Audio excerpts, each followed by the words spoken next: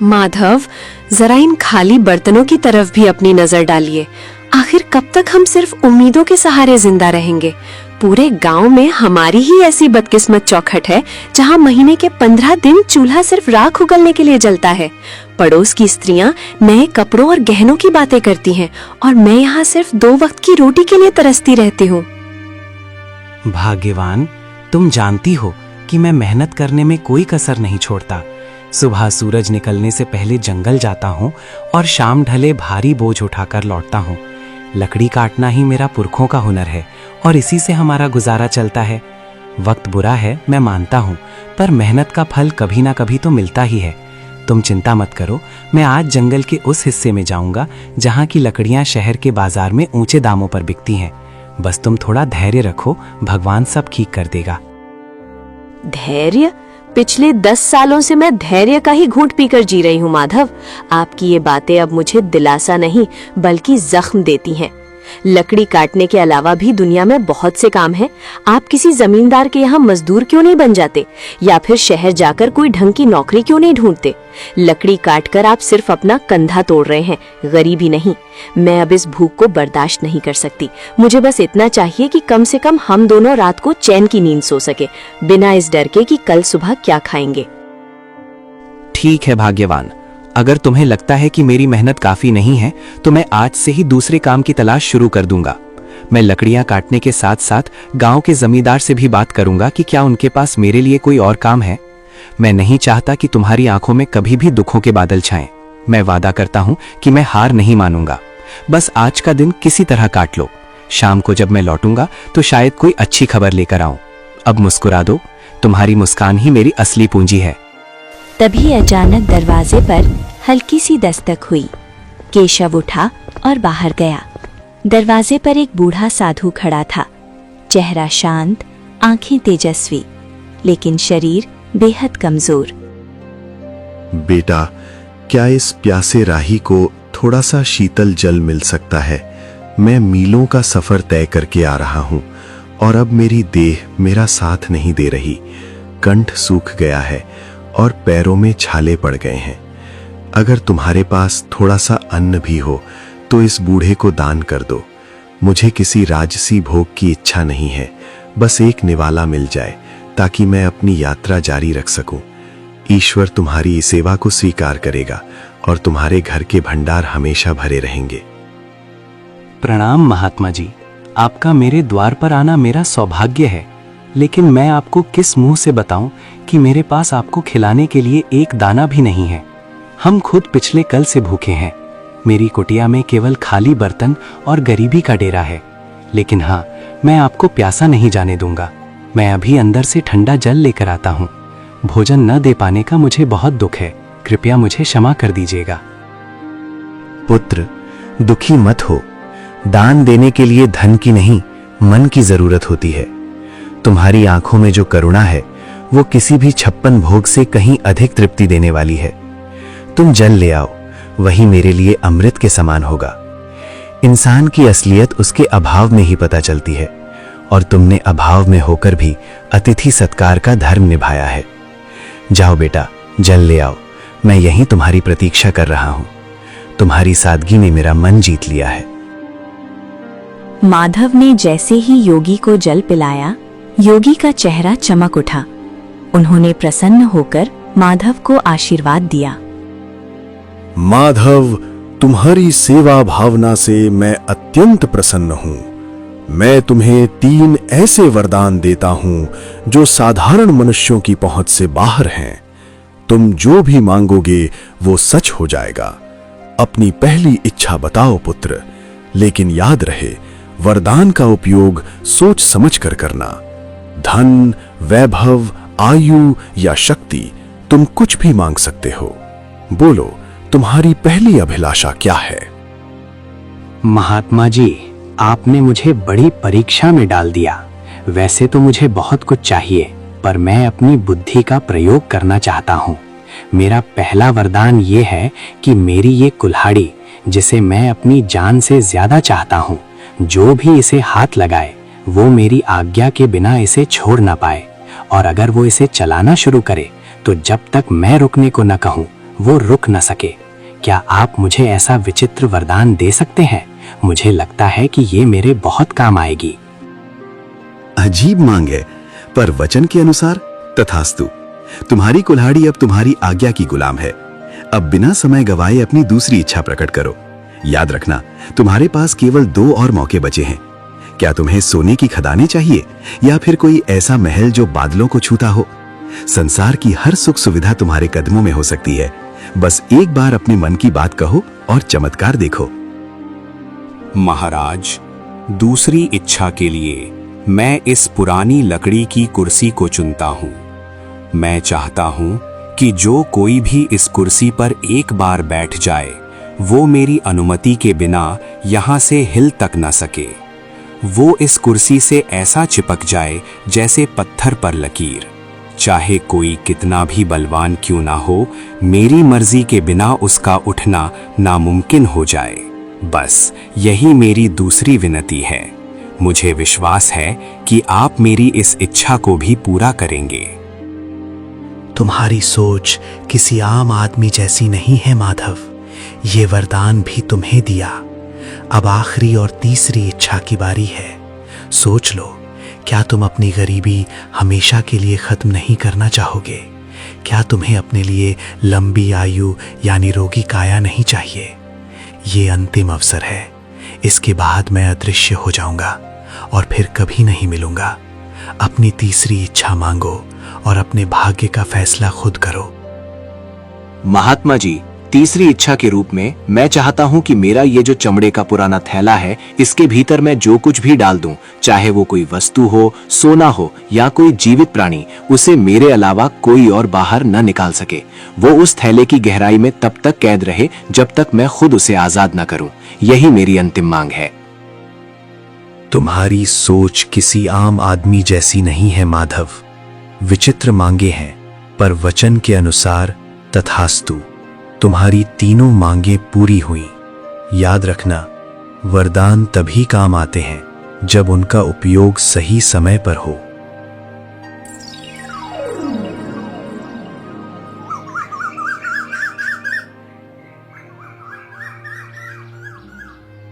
साधु बाबा के जाते ही भाग्यवान, जो अब तक चुपचाप सब सुन रही थी, ज्वालामुखी की तरह फट पड़ी।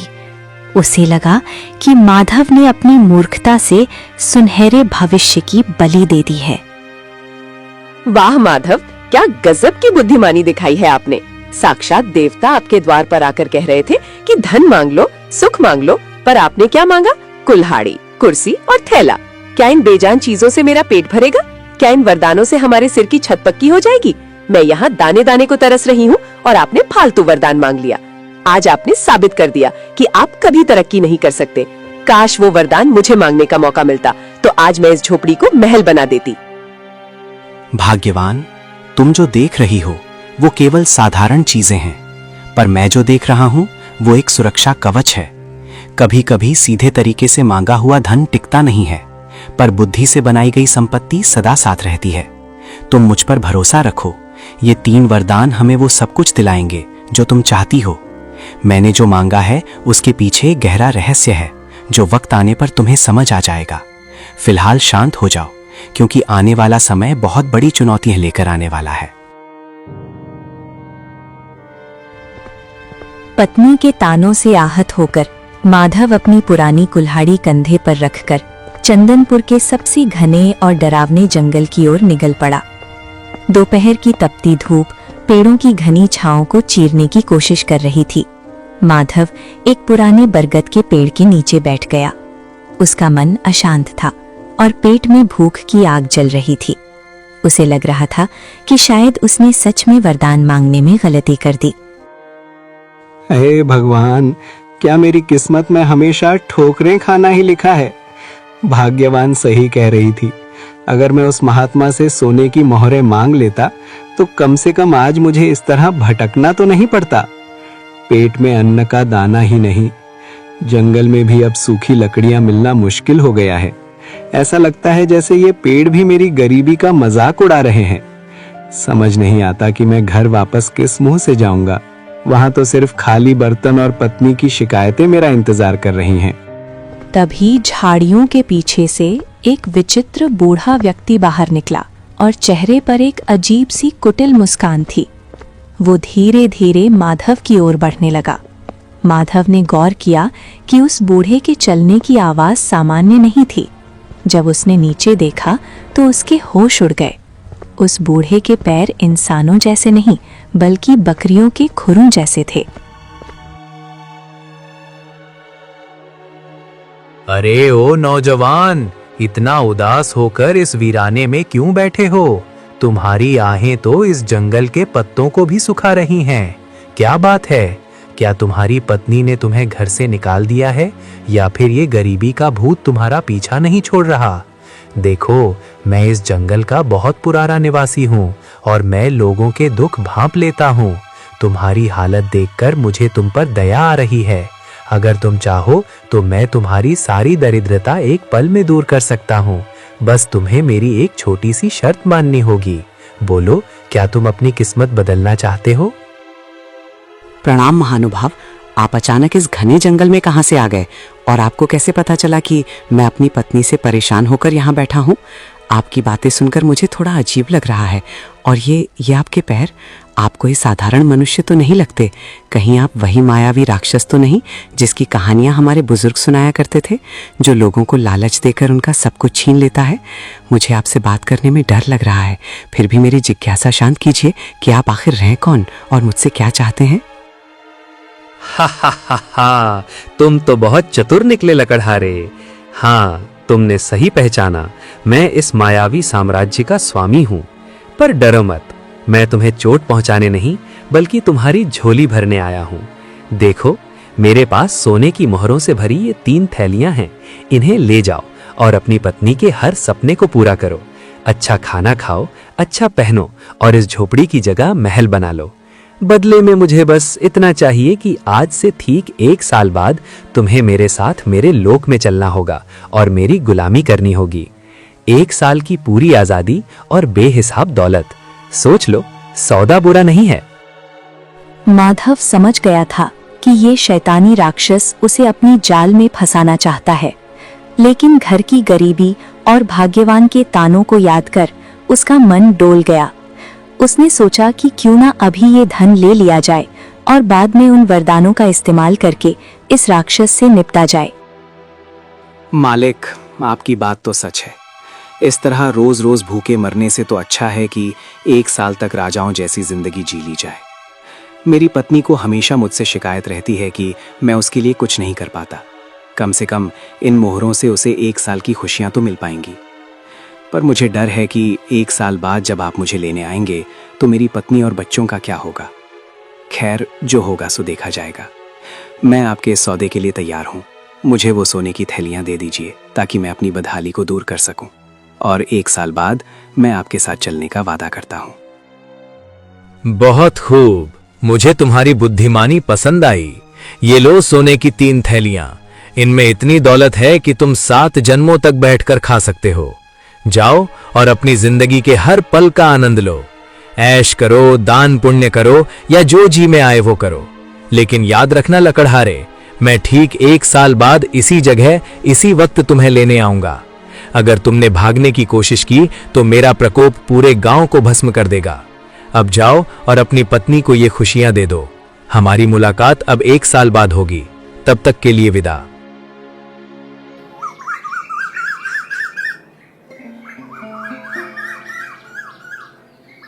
माधव भारी मन और भारी थैलियों के साथ घर लौटा। उसने रास्ते से ढेर सारी मिठाइयाँ, फल, मछली और नए कपड़े खरीदे। भाग्यवान, ओ भाग्यवान, देखो मैं तुम्हारे लिए क्या लाया हूँ।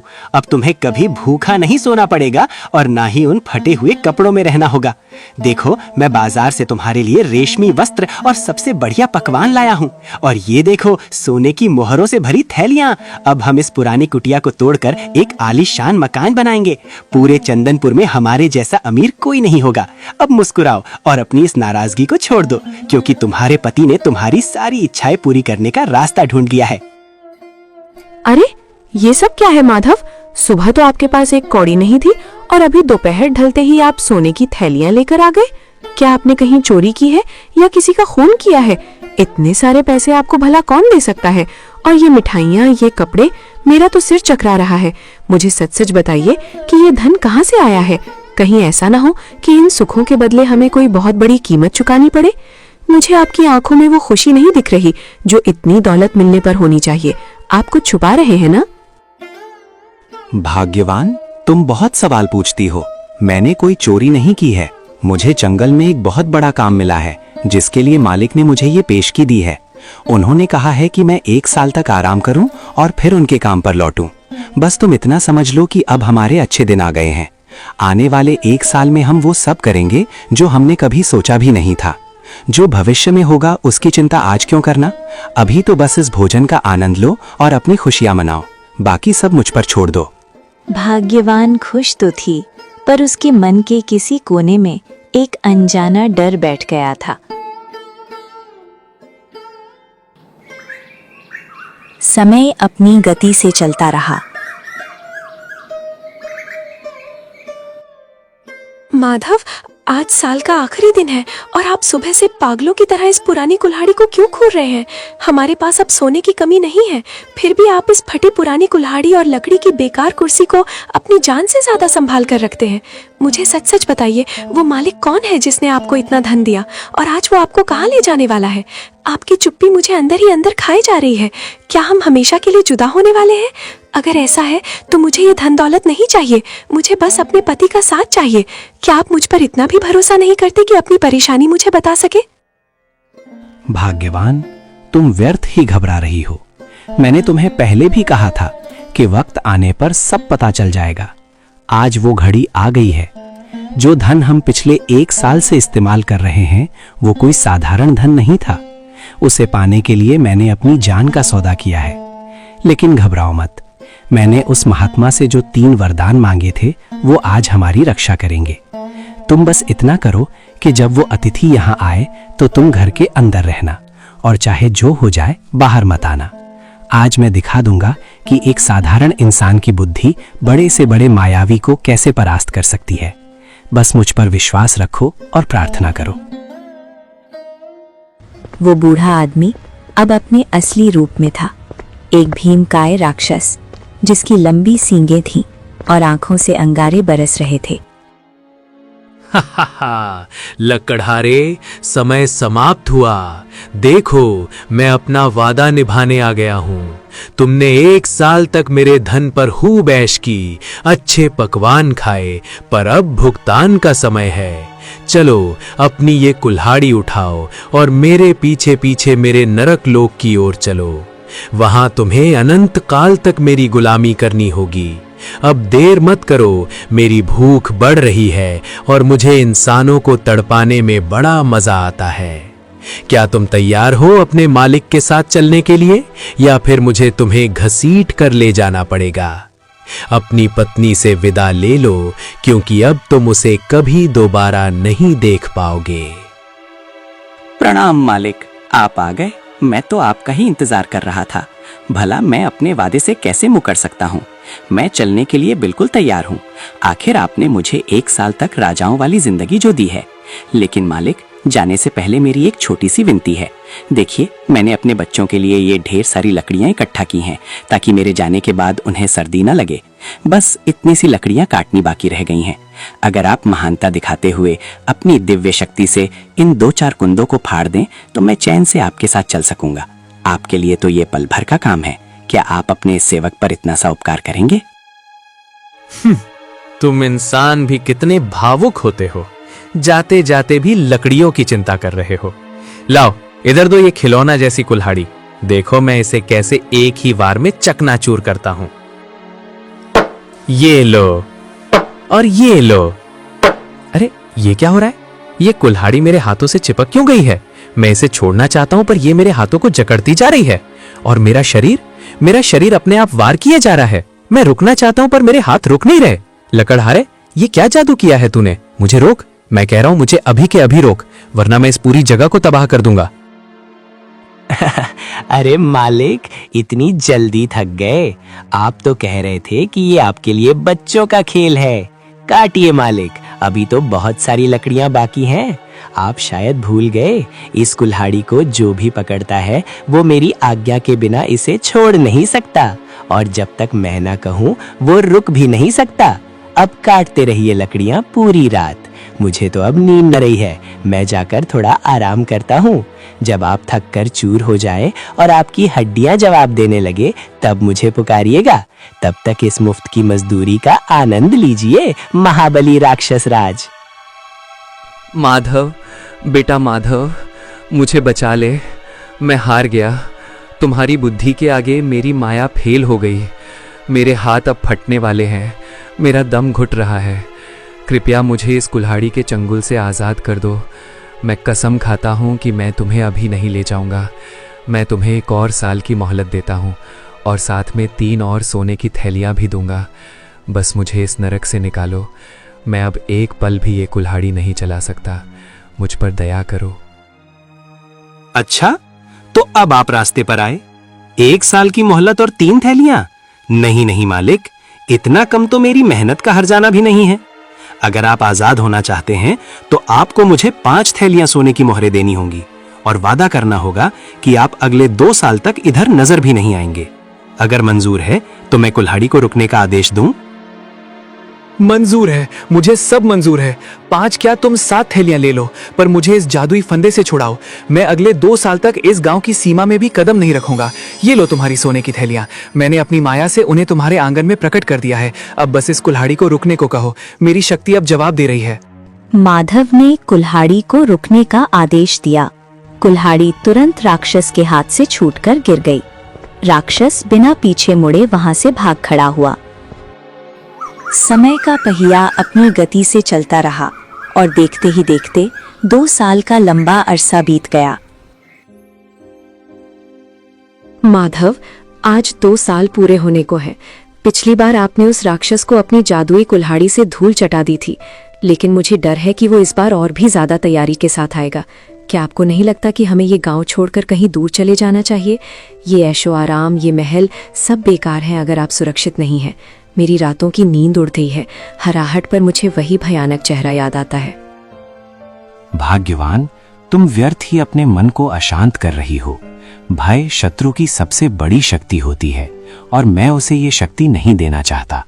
मैंने उन महात्मा से जो वरदान मांगे थे वो केवल खिलौने नहीं थे, बल्कि आत्मरक्षा के अचूक अस्त्र थे।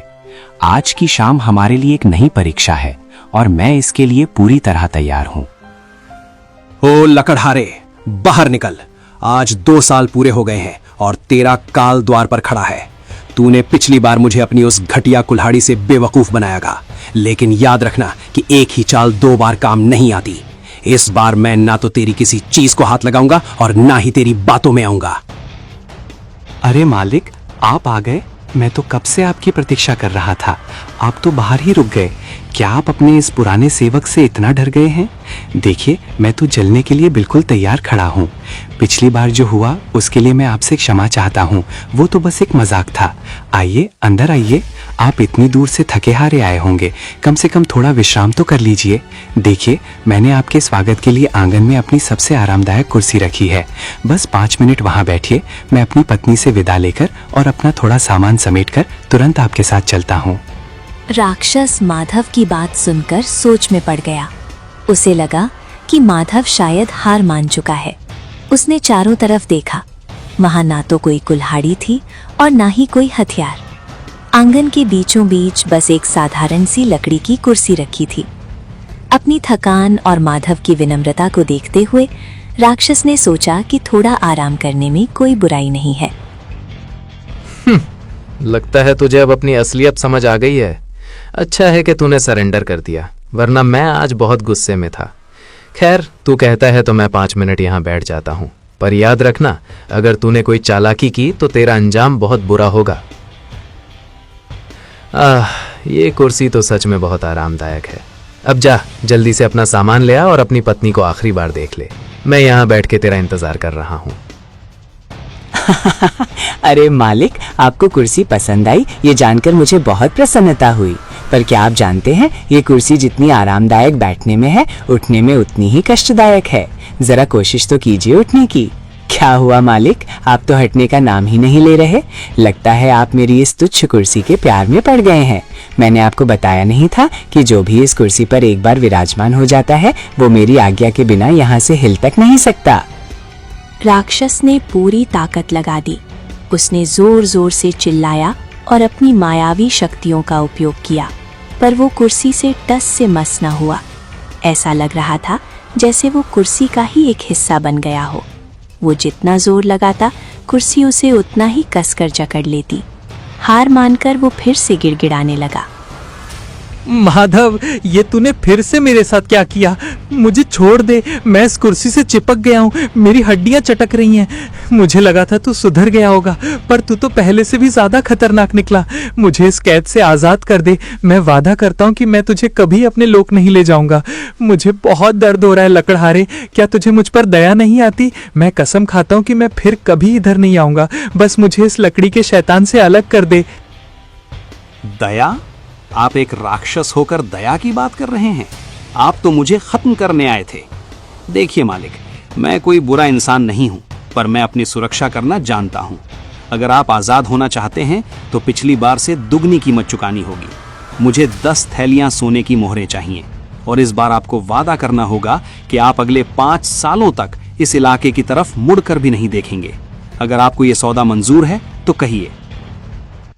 मंजूर है, मुझे सब मंजूर है। 10 क्या, मैं तुझे 20 थैलियां दूंगा। बस मुझे यहाँ से उठा। मैं वचन देता हूँ कि अगले 5 सालों तक मैं तेरे गांव की परछाई से भी दूर रहूंगा। तेरी बुद्धि के आगे मैं नतमस्तक हूँ। ये ले तेरा धन। अब बस अपनी इस जादुई कुर्सी को हुक्म दे कि वह मुझे छोड़ दे। मैं अब एक पल भी यहाँ नहीं रुकना चाहता। मुझे जाने दे माधव, मैं फिर कभी तुझे चुनौती देने की भूल नहीं करूंगा। माधव ने जैसे ही आजाद कहा, राक्षस स्प्रिंग की तरह कुर्सी से उछला और बिना पीछे देखे भाग निकला। उसके बाद राक्षस कभी वापस नहीं आया। माधव उस धन से गांव का सबसे अमीर आदमी बन गया था। और इस तरह माधव और भाग्यवान ने अपनी सादगी और बुद्धिमत्ता से एक महाबली राक्षस को धूल चटा दी। चंदनपुर में खुशियां लौट आईं और माधव की ये कहानी युगों युगों तक सुनाई जाने लगी कि कैसे एक साधारण लकड़हारे ने अपनी बुद्धि के बल पर भाग्य को बदल दिया। अगर आपको ये कहानी पसंद आई हो तो लाइक करें, अपने दोस्तों के साथ शेयर करें और अपनी राय कमेंट में बताएं।